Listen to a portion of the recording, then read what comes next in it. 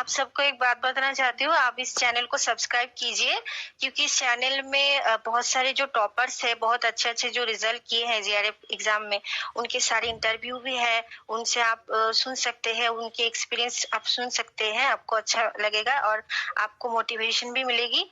और इस चैनल में कुछ जॉब वगैरह और मतलब लेटेस्ट जो न्यूज होते हैं एग्रीकल्चर के बारे में, वो सब यहाँ पे अपडेट होते रहते हैं हमेशा ही। मैंने देखा है खुद, और आप भी कर सकते हैं, आपको बहुत फायदा होगा। तो please subscribe this channel and share and like.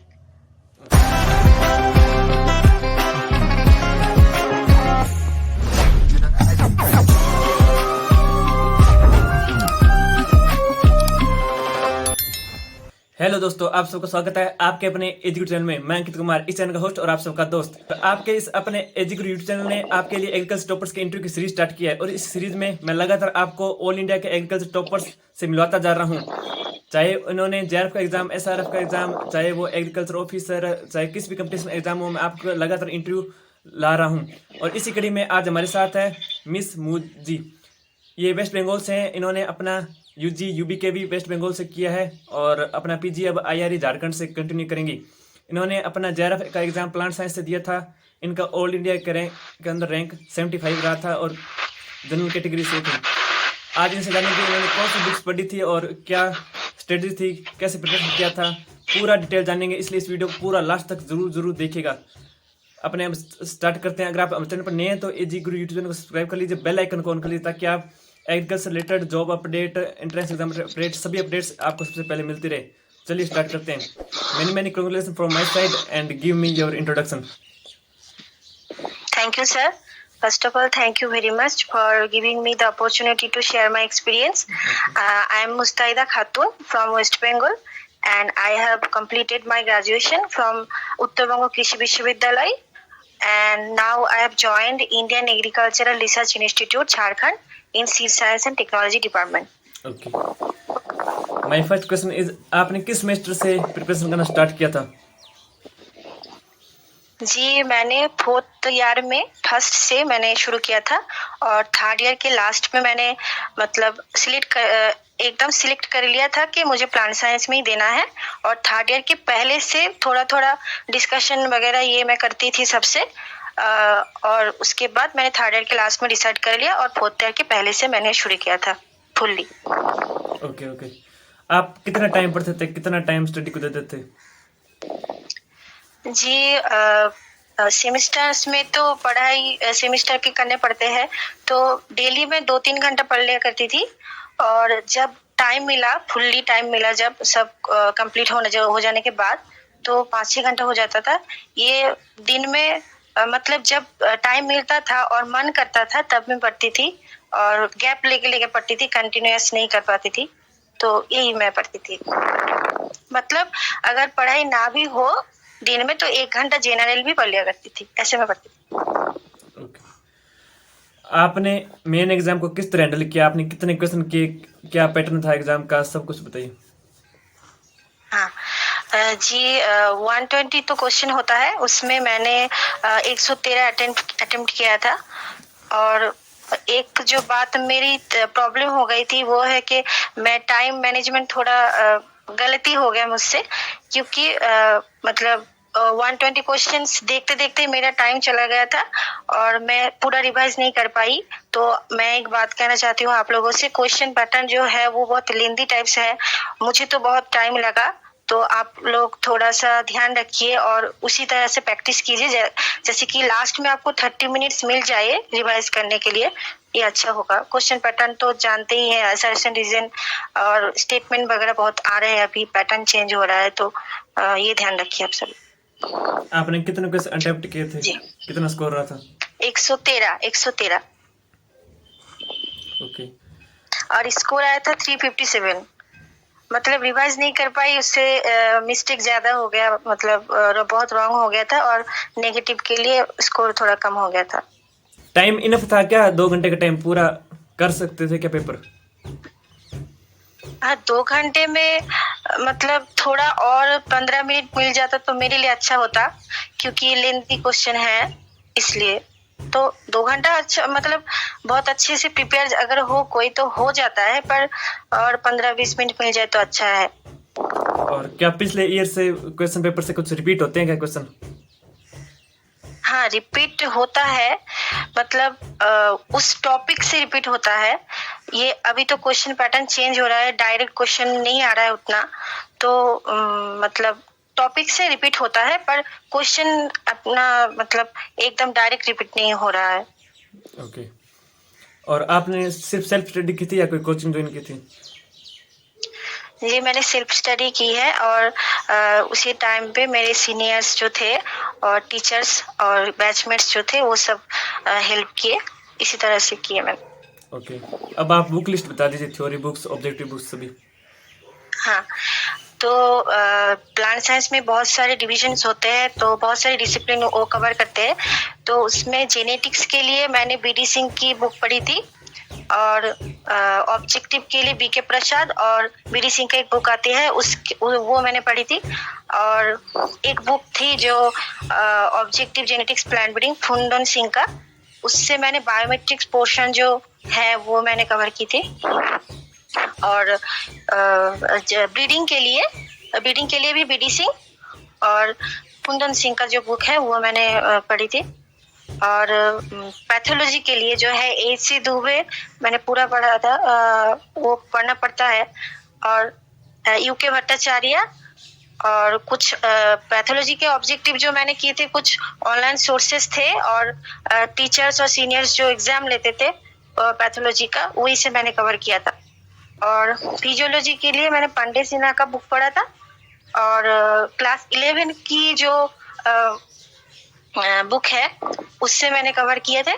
और सीड साइंस के लिए मैंने क्लास नोट्स और इंस्टेंट प्लांट साइंस का एक बुक आता है, उससे मैंने सीड साइंस कवर किए थे। और रंगास्वामी का एक रंगनायकी जी का एक ऑब्जेक्टिव बुक आता है, मैंने वही से ऑब्जेक्टिव किए सीड साइंस के लिए। और जो होता है बायोकेमिस्ट्री का एक स्मॉल पोर्शन होता है, वो मैंने क्लास नोट से ही कवर किए हैं, और 11 की बुक से मैंने पढ़े हैं। और जो इकोनॉमिक बोटानी का तो कुछ डिफाइंड सिलेबस नहीं होता, तो वो मैंने कुछ हद तक ऑनलाइन से ही मैंने मैनेज किए थे। और 11 की बुक पढ़े थे, वो प्लासेंटेशन, इन्फ्लोरेसेंस वगैरह के लिए, यही। और माइक्रोबायोलॉजी के लिए मैंने टावरो कपूर का बुक पढ़ी थी, और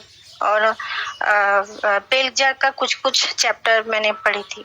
और ऑब्जेक्टिव के लिए भी ऑनलाइन, और वो जो टेस्ट सीरीज और क्वेश्चंस होते हैं वहाँ से मैंने कवर किए हैं। ओके। आपने सिर्फ बुक से पढ़े थे या कोई हैंड रिटन नोट्स भी तैयार किए थे? जी, बुक से ही मैं पढ़ी, और मैं क्या करती थी कि कुछ डिफाइंड वो नोट्स नहीं मैंने किए हैंड रिटन, पर चैप्टर से हर एक चैप्टर जो मुझे टफ लगता था उस चैप्टर के कुछ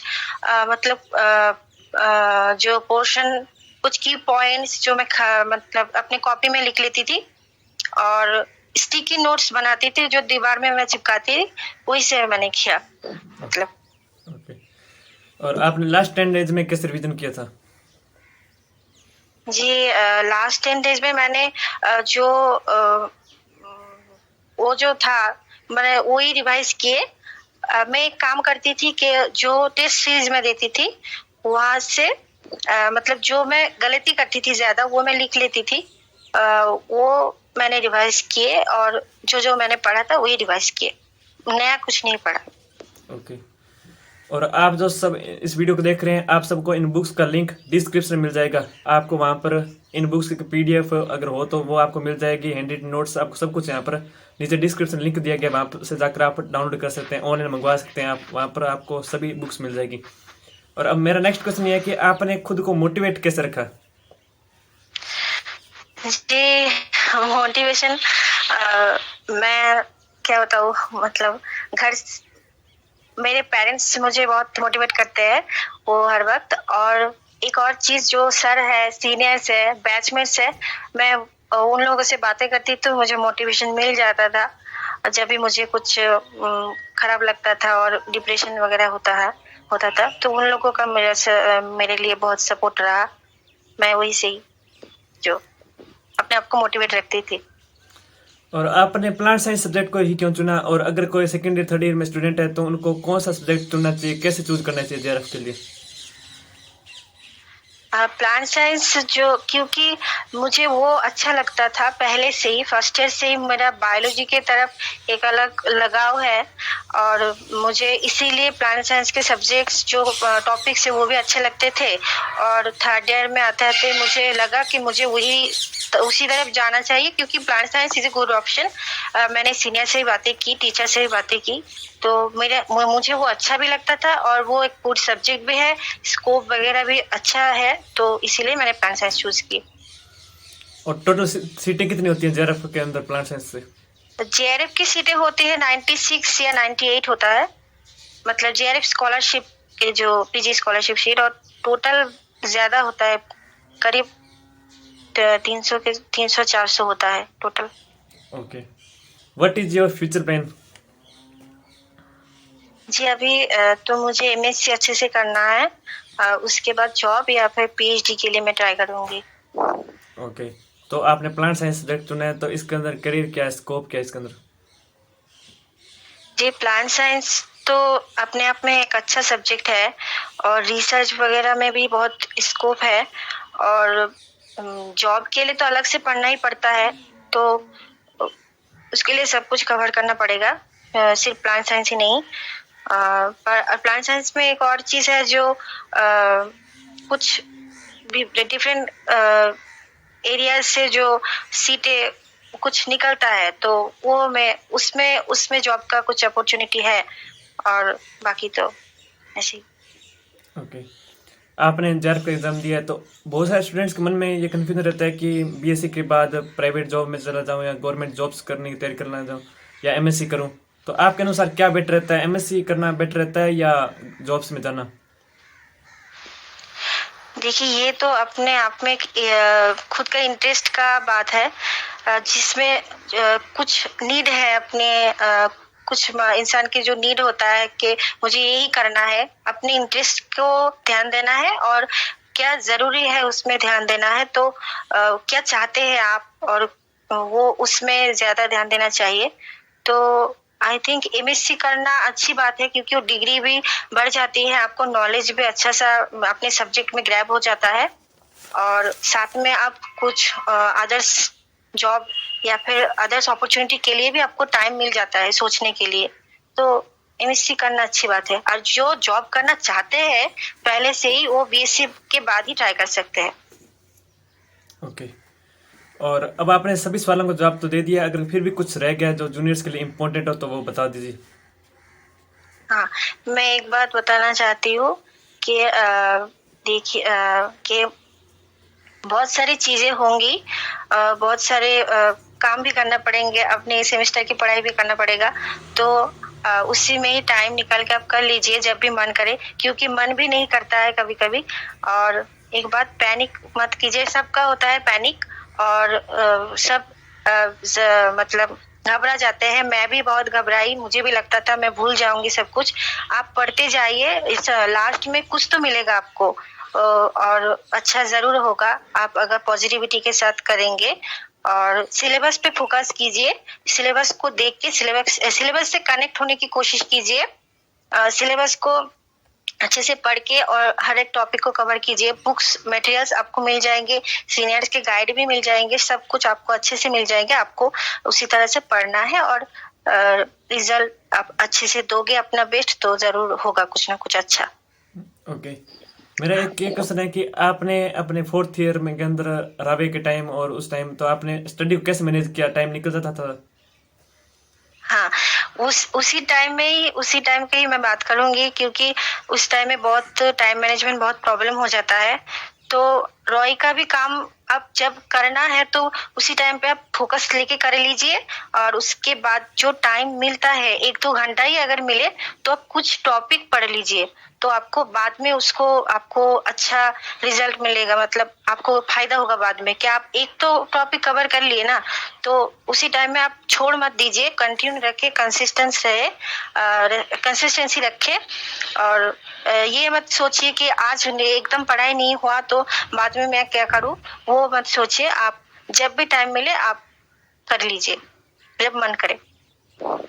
ओके। हाँ, आप सबको एक बात बताना चाहती हूँ, आप इस चैनल को सब्सक्राइब कीजिए, क्योंकि इस चैनल में बहुत सारे जो टॉपर्स है, बहुत अच्छे जो रिजल्ट किए हैं जीआरएफ एग्जाम में, उनके सारे इंटरव्यू भी है, उनसे आप सुन सकते हैं, उनके एक्सपीरियंस आप सुन सकते हैं, आपको अच्छा लगेगा और आपको मोटिवेशन भी मिलेगी। और इस चैनल में कुछ जॉब वगैरह और मतलब लेटेस्ट जो न्यूज होते हैं एग्रीकल्चर के बारे में, वो सब यहाँ पे अपडेट होते रहते हैं हमेशा ही। मैंने देखा है खुद, और आप भी कर सकते हैं, आपको बहुत फायदा होगा। तो please subscribe this channel and share and like. Okay, बहुत बहुत धन्यवाद आपका, आपने अपना कीमती समय निकाला, बहुत बहुत धन्यवाद आपका। हाँ, आपको भी थैंक यू, आप मुझे मौका दिया इस तरह बोलने के लिए, और okay. Thank you very much. Okay.